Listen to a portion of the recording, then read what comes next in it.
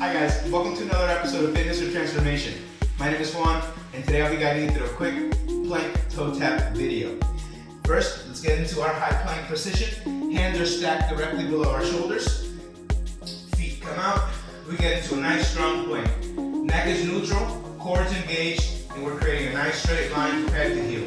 We're going to inhale, send our butts back, bring our left hand to our right toes, then return to our high plank. Go ahead and try that on the other side. Inhale, engage your core. Right hand comes to left toes before we return to our high plank position. Make sure that you don't hyperextend your back. You want to make sure you have a nice strong core and a nice form here for your high plank. Let's go do a couple of those back to back to see how they flow together.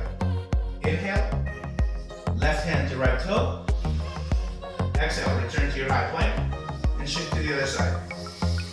Inhale, right hand to left toe. Exhale and return. And repeat.